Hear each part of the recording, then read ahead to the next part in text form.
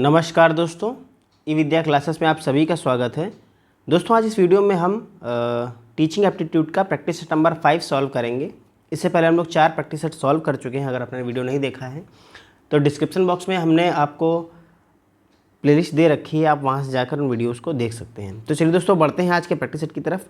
और ये रहा पहला क्वेश्चन, बताइए इसका सही जवाब क्या होगा। दोस्तों 41 नंबर क्वेश्चन है। प्रश्न है दोस्तों, एक शिक्षक अपने विद्यार्थियों से कहता है जब आप सीख लेंगे तो आप अपनी परियोजना को करने में सक्षम होंगे।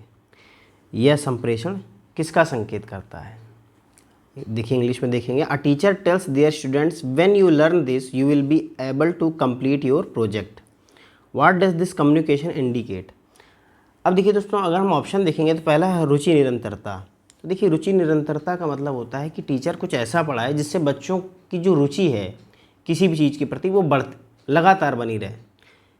रुचि निरंतरता का ये मतलब होता है। इंटरेस्ट कंटिन्यूटी, लेकिन यहाँ पर इंटरेस्ट कंटिन्यूटी की बात नहीं हो रही है, क्योंकि वहाँ पर जो देखिए टीचर क्या कह रहे हैं, जब आप सीख लेंगे तो आप अपनी परियोजना को करने में सफल, ये किसी प्रोजेक्ट को सफल बनाने की बात कर रहे हैं। तो यहाँ पर रुचि निरंतरता का कोई कंसेप्ट नहीं है, इसलिए पहला कथन तो नहीं होगा। दूसरा है देखिए संभाव्य संकट। अब देखिए संभाव्य संकट मतलब यहाँ देखिए ऑप्शन ऊपर नीचे हो गए। पोटेंशियल क्राइसिस, अब देखिए बात ये है यहाँ पर क्या किसी संकट की बात की जा रही है, क्या किसी जो टीचर है वो किसी संकट की ओर इंगित कर रहा है? नहीं, ऐसा भी नहीं है, इसलिए ये भी ऑप्शन नहीं होगा। ऑप्शन सी भी गलत है। अस्पष्ट सलाह, क्या टीचर कोई अस्पष्ट सलाह दे रहा है बच्चों को? तो नहीं, अस्पष्ट सलाह भी नहीं दे रहा है, इसलिए भी गलत है।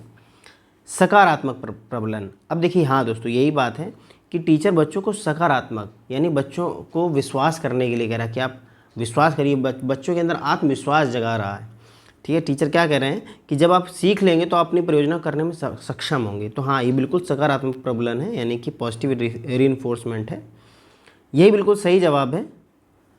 और देखिए बच्चों, देखिए छात्रों, टीचर को यही करना चाहिए। एक बच्चे को सफल बनाने के लिए हमें उसे प्रोत्साहित ही करना चाहिए, हर काम के प्रति प्रोत्साहित ही करना चाहिए। ठीक है, तो ये बिल्कुल ऑप्शन नंबर डी बिल्कुल सही जवाब है। बढ़ते हैं अगले क्वेश्चन की तरफ। ये रहा क्वेश्चन नंबर 42। बताइए इसका दोस्तों सही जवाब क्या होगा। प्रश्न है दोस्तों, चिंतनशील स्तर पर शिक्षण के आयोजन के लिए बुनियादी आवश्यकताएं क्या हैं? अब देखिए चिंतनशील स्तर पर अगर बात करें तो मतलब ऐसा शिक्षण जिसमें टीचर बच्चों को खुद से किसी चीज़ का आंसर निकालने में मदद करे। मतलब बच्चा जो टीचर है यानी शिक्षक है वो बच्चों को खुद से सोचने, हर चीज़ का प्रश्न खुद से ढूंढने के लिए प्रोत्साहित करे, इसकी बात की गई है। The basic requirement for organizing teaching at the reflective level are, यानी यहाँ पर बच्चे का चिंतनशील स्तर पर बात की गई है। अब देखिए हम ऑप्शन देखेंगे। पहला ऑप्शन है शिक्षक द्वारा तथ्यों और सूचनाओं का व्यवस्थित और अनुक्रमिक प्रस्तुतिकरण, यानी systematic and sequential presentation of facts and information bye the teacher. अब देखिए यहाँ पर जो पहला ऑप्शन है वो कह रहा है शिक्षक द्वारा तथ्यों और सूचनाओं का व्यवस्थित क्रमिक प्रस्तुतिकरण। अब अगर टीचर ही सब चीज़ों को व्यवस्थित तरीके से प्रस्तुत कर देगा तो यहाँ पर बच्चे को कुछ सोचने पर मजबूर नहीं होना पड़ेगा, वो उसको सब चीज़ पहले से ही मिल जाएगी, तो वो इस चीज़ पर काम नहीं करेगा। इसलिए पहला ऑप्शन तो गलत है, यहाँ पर बच्चा निष्क्रिय हो जाएगा। ठीक है, दूसरा ऑप्शन देखते हैं, विद्यार्थियों की समस्याओं और उनके समाधान का पता लगाना एवं उनका निदान। हाँ, ये देखिए विद्यार्थियों की समस्याओं और उनके समाधान का पता लगाना, उनका निदान करना। हाँ, ये ऑप्शन कुछ ठीक है। विद्यार्थियों द्वारा तथ्यों का अनुवाद और व्याख्या करना। अब देखिए अनुवाद और केवल व्याख्या से बच्चों का चिंतन स्तर पर कोई असर नहीं पड़ेगा। शिक्षक द्वारा ठोस तथ्यों कार्य अनुक्रम का प्रस्तुतिकरण। अब देखिए यहाँ पर भी वही चीज़ें जो ऑप्शन नंबर ए में बताई गई है कि जो जानकारी इकट्ठा करना बच्चों के लिए, उनको अनुक्रम यानी व्यवस्थित तरीके से बच्चों को प्रदर्शित करना। तो यहाँ पर ये भी ऑप्शन गलत है। ऑप्शन यही सही है, identify and diagnosis students problem and their solutions. ठीक है, इसी पर जो चिंतनशील स्तर शिक्षण के आयोजन की बुनियादी आवश्यकता यही है कि विद्यार्थियों की समस्याओं को समझा जाए और उनका समाधान किया जाए। ठीक है, ताकि उनका चिंतनशील स्तर ठीक हो सके बच्चों का, उस पर वे काम कर सकें। ऑप्शन नंबर बी बिल्कुल सही जवाब हो जाएगा। दोस्तों बढ़ते हैं अगले क्वेश्चन की तरफ। ये रहा प्रश्न संख्या, ये रही प्रश्न संख्या 43 है। क्वेश्चन नंबर 43 है। बताइए इसका सही जवाब क्या होगा। क्वेश्चन है दोस्तों, एक शिक्षण को प्रभावी बनाने के लिए निम्नलिखित में से कौन सा मुख्य शिक्षण व्यवहार है? Which of the following is a key teaching behaviour for making teaching effective. देखिए ये इस तरह के क्वेश्चन हम लोग कई बार कर चुके हैं, अब तो आपको समझ में भी आ गया होगा इस तरह के आंसर जो हैं, इस तरह के प्रश्नों के आंसर आप किस तरह से देंगे। तो देखते हैं, पढ़ते हैं, ऑप्शन देखते हैं। Observation made by the teacher for organizing the upcoming teaching process, यानी शिक्षक द्वारा आगामी शिक्षण प्रक्रिया के आयोजन के लिए की गई टिप्पणियाँ। अब देखिए ये आपको पढ़ने से ही लग रहा होगा कि ये शिक्षण की प्रभावी विधि नहीं है। शिक्षक द्वारा सामग्री या प्रक्रियात्मक प्रश्नों का उपयोग, अब देखिए ये भी प्रक्रियात्मक प्रश्नों का उपयोग द्वारा प्रभावी शिक्षा नहीं होगी, ठीक है, यहाँ पर ये भी ऑप्शन गलत है। अधिगम प्रक्रिया में विद्यार्थियों की सहभागिता, अब देखिए ये दोस्तों बिल्कुल कथन सही है कि जितने ज़्यादा विद्यार्थी अधिगम प्रक्रिया में सहभाग लेंगे, मतलब एक दर्शक की तरह नहीं बल्कि विचार विमर्श करने वाले जब बनेंगे तभी विद्यार्थी सबसे ज़्यादा सीखेगा, ठीक है, वही ऑप्शन यहाँ पर कहा गया है। चौथा है विद्यार्थियों के विचार और योगदान का उपयोग करना। अब देखिए टीचर उनके विचार और योगदान का उपयोग करेगा, ये ठीक है, लेकिन सबसे अगर प्रभावी शिक्षण की बात करें कि उनकी सहभागिता रहेगी शिक्षण अधिगम प्रक्रिया में, जबकि ऑप्शन यहाँ पर भी बहुत ही ठीक है ये वाला ऑप्शन नंबर डी। लेकिन अगर देखें तो सटीक आंसर की बात करें तो ऑप्शन नंबर सी सबसे ज़्यादा सटीक है इसका, ठीक है, कि अधिगम प्रक्रिया में विद्यार्थी सहभाग कर रहे हैं, ये ऑप्शन ज़्यादा सही है, इसलिए हमारा ऑप्शन नंबर सी बिल्कुल सही जवाब हो जाएगा। बढ़ते हैं अगले क्वेश्चन की तरफ दोस्तों। ये रहा क्वेश्चन नंबर 44, बताइए इसका सही जवाब क्या होगा। ये देखिए क्वेश्चन है दोस्तों, अध्यापक शिक्षा पाठ्यक्रम में योग को शामिल करने का निम्नलिखित में से कौन सा आधार है, ठीक है। अब आपको दोस्तों बताना है which of the following is the basis for including yoga in teacher education programs. तो देखिए दोस्तों ये बिल्कुल आपको याद रखना है, ये समझाने वाला क्वेश्चन नहीं है, ये तो एक फैक्ट है बिल्कुल। ये देखिए इसका हो जाएगा योगा कब शामिल किया गया था, तो राष्ट्रीय शिक्षा नीति 2019 का प्रारूप आपको याद रखना है, इसके तहत ये योगा को शामिल किया गया था। ऑप्शन नंबर डी बिल्कुल सही जवाब हो जाएगा इस क्वेश्चन का, ड्राफ्ट नेशनल एजुकेशन पॉलिसी 2019। बढ़ते हैं दोस्तों अगले क्वेश्चन की तरफ। ये रहा क्वेश्चन नंबर 45, बताइए इसका सही जवाब क्या होगा। प्रश्न है दोस्तों, निम्नलिखित में से कौन सा लोगों द्वारा अपने बच्चों के भविष्य के लिए सर्वश्रेष्ठ निर्णय लेने में सहायता करने वाला निर्णय समर्थन तंत्र है। इसमें से आपको बताना है कौन है जो बच्चों के भविष्य के बारे में निर्णय लेने में मदद करेगा। Which of the following is a decision supported system that helps people make the best decision for their childrens future. Option आपके पाठशाला, सारांश, शाला सिद्ध, स्वयंप्रभा। अब देखिए दोस्तों अगर ई पाठशाला की बात करें तो ये एक ऑनलाइन प्लेटफॉर्म है जिसमें क्या है छात्रों और शिक्षकों के लिए भी किताबें, वीडियो, पढ़ाई की सामग्री सब उपलब्ध रहती है। तो देखिए यहाँ पर ये ऑप्शन नहीं है इसका, ठीक है, ये तो एजुकेशन के लिए, स्टडी के लिए है। बच्चे के भविष्य के लिए सर्वश्रेष्ठ निर्णय में अगर हम बात करें तो देखिए यहाँ पर आता है, अगर हम स्वयं प्रभा की बात करें, देखिए ये भी क्या है, ये भी एक शिक्षा एजुकेशन चैनल है जिसमें विभिन्न आपको सब्जेक्टों के वीडियोस मिल जाएंगे जहाँ से एक छात्र अपनी प्रिपरेशन कर सकता है, इसलिए ये भी ऑप्शन नहीं है। शाला सिद्ध ये जो होता है, ये देखिए ये स्कूल की देख रेख के लिए बनाया गया, जैसे स्कूल की मेंटेनेंस के लिए ये प्रोग्राम बनाया गया है जिसमें जो मैनेजमेंट के लिए और टीचर्स के लिए है, ये बच्चों और बच्चों के माता पिता के लिए किसी के लिए नहीं है, ये केवल टीचर्स और स्कूल के लिए है, ठीक है, इसलिए ये भी ऑप्शन नहीं है। लेकिन अगर हम यहाँ बात करें सारांश, तो देखिए सारांश जो है ये क्या करता है कि बच्चे का पूरा प्रोग्रेस इस पर रहता है, ये जहाँ से टीचर और बच्चों के माता पिता अपने बच्चे का पूरी जानकारी देख सकते हैं, वो किस फील्ड में तेज़ है, किस फील्ड में कमज़ोर है, और यहीं से इसी की सहायता से वे अपने बच्चे के भविष्य के लेकर कोई भी निर्णय ले सकते हैं, सर्वश्रेष्ठ निर्णय ले सकते हैं। तो यही है कि ये बच्चों के भविष्य के लिए सर्वश्रेष्ठ निर्णय में सहायता करने वाला निर्णय समर्थन तंत्र है। कौन है? सारांश। क्या कहते हैं इसे? सारांश। ठीक है दोस्तों, तो ये हो गया, ऑप्शन नंबर बी बिल्कुल सही जवाब होगा। बढ़ते हैं अगले क्वेश्चन की तरफ। दोस्तों अगर आपको हमारा वीडियो अच्छा लग रहा हो, समझ में आ रहा हो, तो वीडियो को ज़रूर लाइक करें और हमें किस चीज़ पर सुधार करना चाहिए इसके लिए हमें कमेंट भी करें। अगर आप हमारे चैनल पर नए हो तो चैनल को जरूर सब्सक्राइब कर लें, ताकि हम आपके लिए एक से एक बेहतर कंटेंट इसी तरह लाते रहें। चलिए दोस्तों, बढ़ते हैं अगले क्वेश्चन की तरफ। यह रहा क्वेश्चन नंबर 46। बताइए इसका सही जवाब क्या होगा।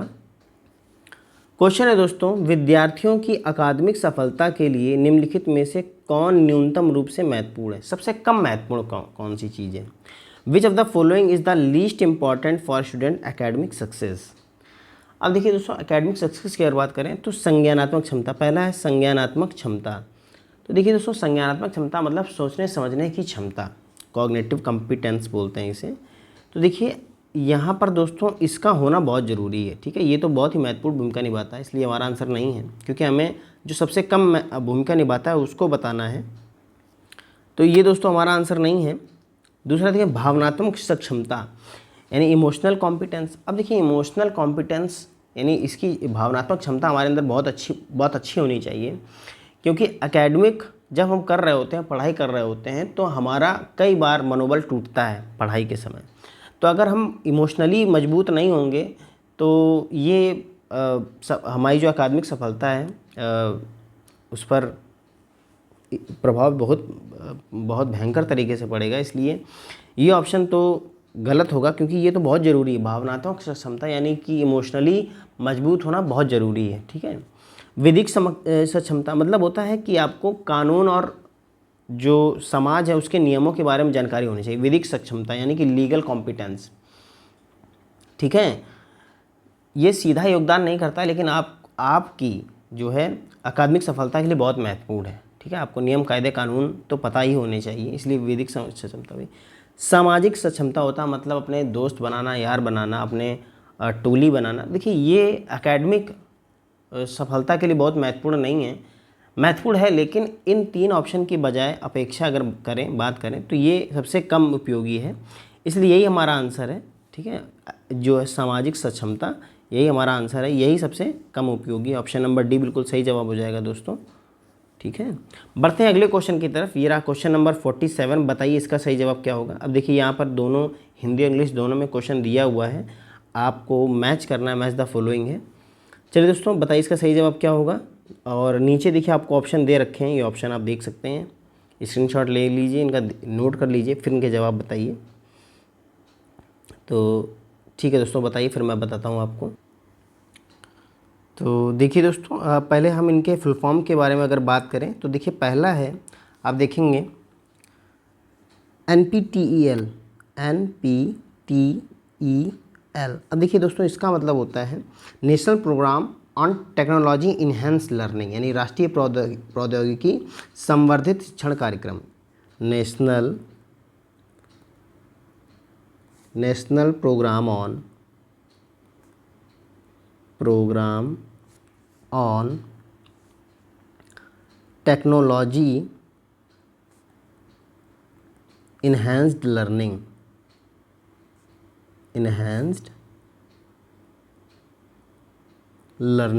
अब देखिए दोस्तों ये टेक्नोलॉजी इन्हेंस करने का प्रोग्राम है, तो बताइए इसका सही जवाब क्या होगा। यहाँ पर देखिए, तो अब ये होगा अभियांत्रिकी कार्यक्रम, यानी कि इंजीनियरिंग प्रोग्राम के लिए, ठीक है। दूसरा है CEC, ये आप जानते ही हैं कि इसका फुल फॉर्म क्या होता है। CEC से इसको हम पहले भी क्वेश्चन में सॉल्व कर चुके हैं।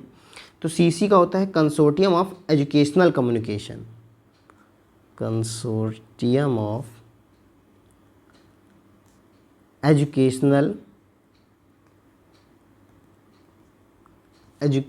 कम्युनिकेशन, ठीक। इसका यूज़ किस लिए होता है, तो देखिए ये जो होता है इसका प्रयोग यहाँ ये प्रयोग किया जाता है, यानी कि पूर्व स्नातक शिक्षा के लिए, पूर्व स्नातक। तो ये हो जाएगा ऑप्शन नंबर 4 हो जाएगा, बी का 4 हो जाएगा। क्या हो जाएगा, प्री यूनिवर्सिटी एजुकेशन के लिए यूज़ होता है। अब आप जानते हैं NCERT और NIOS। NCERT का फुल फॉर्म क्या होता है, NCERT, तो National Council of Educational and Research and Training. तो National Council of Education Research and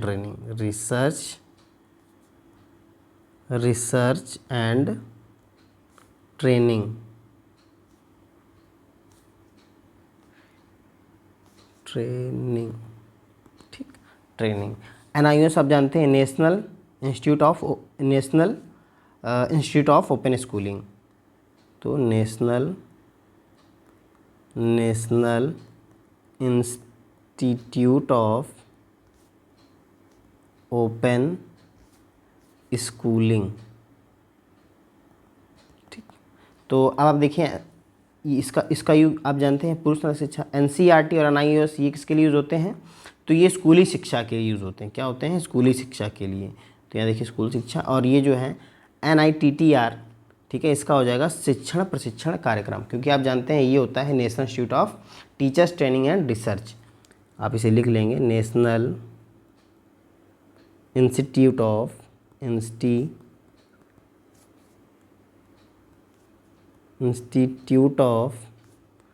teachers training and research, ठीक। तो ये दोस्तों इसका हो जाएगा शिक्षण प्रशिक्षण कार्यक्रम, यानी कि ये होगा स्कूल एजुकेशन और ये होगा टीचर्स ट्रेनिंग प्रोग्राम। यानी आप इसका आंसर देंगे 2 4 1 3, 2 4 1 3। इसका सही जवाब क्या हो जाएगा दोस्तों? 2 4 1 3, ऑप्शन नंबर बी बिल्कुल सही जवाब हो जाएगा। बढ़ते हैं अगले क्वेश्चन की तरफ।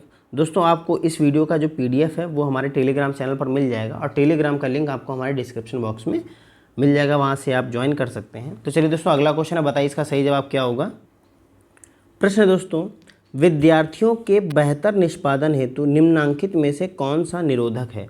विच of the following is a deterrent to better student performance, यानी कौन सी चीज़ है जो बच्चे की एजुकेशन में बाधा डाल सकती है, ठीक है।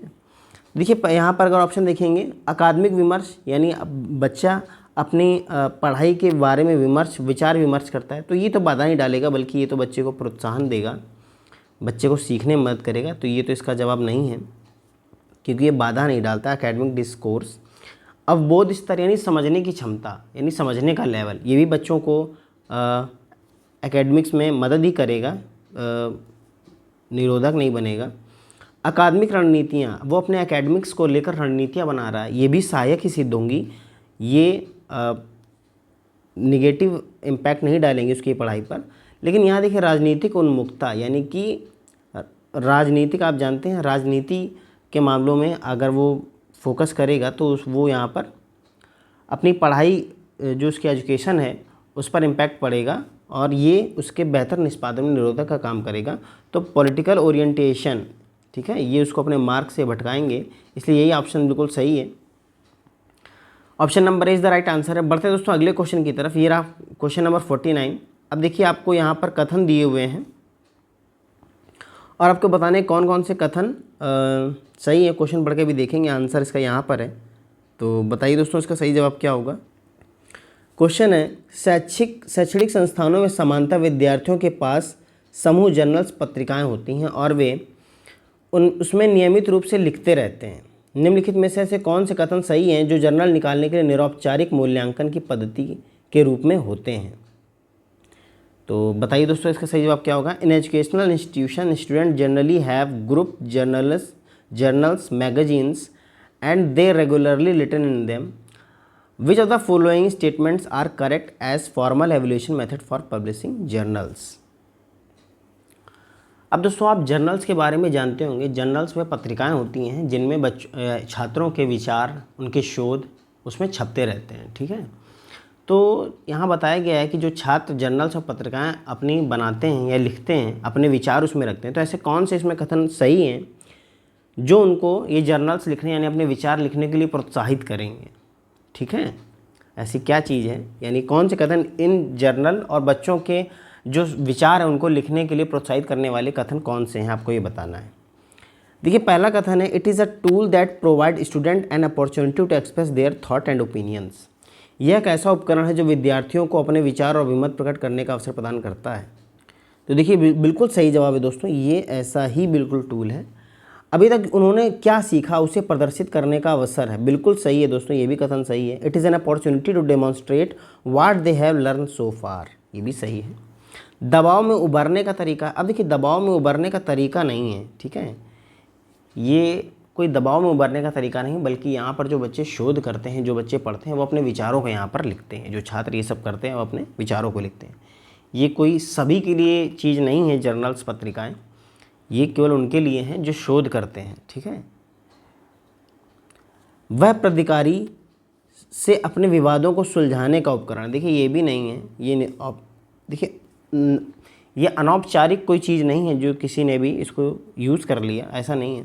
तो यहाँ पर इसका प्रयोग जो होता है वो छात्रों के लिए अपने जो ज़रूरी सूचनाएं हैं उनको निकालने के लिए होता है, उनको अपने साझा करने के लिए होता है।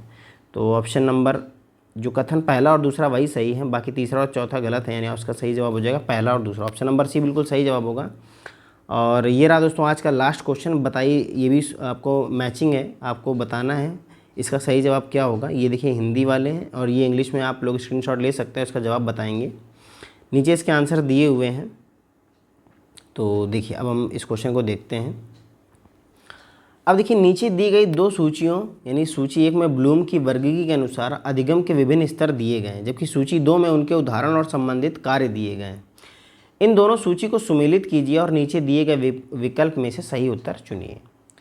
तो देखिए दोस्तों, पहला जो अधिगम स्तर है वो है स्मृति स्तर। अब आप स्मृति स्तर जानते होंगे, जिनमें जो छात्र होता है वो रट के सीखता है। ये बहुत ही छोटे स्टेज पर होता है, जब बच्चा 4-5 साल का होता है तब इस अधिगम स्तर का प्रयोग करते हैं स्मृति से, नहीं बच्चे को रटाया जाता है। ठीक है, रटाया जाता है। तो ये हो जाएगा सूचना का स्मरण करना। दूसरा है अवबोध स्तर, जिसमें छात्र को सिखाया जाता है, समझाया जाता है, तो वो ये होता है अवबोध स्तर। इसमें किसका क्या होगा, तो ये हो जाएगा दी गई संकल्पना उदाहरणों की पहचान करना। ठीक है, ये हो जाएगा बी का पहला। विश्लेषण स्तर, अब देखिए दोस्तों, विश्लेषण स्तर ये होता है कि जब बच्चा दिए गए क्वेश्चंस को खुद से विश्लेषण करता है। ठीक है, ये होता है कि अगर कोई उसे चीज़ दी गई तो फिर विश्लेषण करना सीख जाता है, किसी दिए गए आंकड़े से निष्कर्ष तक पहुंच जाता है। तो ये होता है सूचना का कई भागों में पृथक्करण। ठीक है, और जो सृजन स्तर होता है, ये स्तर ऐसा होता है यहाँ पर बच्चा क्रिएटिव हो जाता है, मतलब खुद से फिर सोचने लगता है, खुद से आंकड़े बनाने लगता है, खुद से रिजल्ट्स निकालने लगता है, खुद से स्ट्रेटजीज बनाने लगता है। तो ये होता है सृजन स्तर। तो ये डी का हो जाएगा नए विचार उत्पन्न करना। डी का ये 2 हो जाएगा। तो यानी ये हो जाएगा पहले तीसरा 3 1 4 2, 3 1 4 2, यही सही हो जाएगा। सबसे पहला है ये recalling information, comprehension level, identify the example of given concept, और एनालिसिस ये हो जाएगा, ये 2 पे जाएगा सिंथेसिस लेवल, ये हो जाएगा जनरेटिंग न्यू आइडियाज़। ठीक है, 3 1 4 2, 3 1 4 2, ऑप्शन नंबर डी बिल्कुल सही जवाब हो जाएगा दोस्तों। तो दोस्तों आपको हमारा वीडियो कैसा लगा, अगर समझ में आया हो तो ज़रूर लाइक करिएगा और कमेंट बॉक्स में बताइएगा ज़रूर कि आपको वीडियो कैसा लगा। और अगर आप हमारे चैनल पर नए हो तो चैनल को सब्सक्राइब करना ना भूलिएगा। दोस्तों मिलते हैं अगली वीडियो में, तब तक के लिए नमस्कार।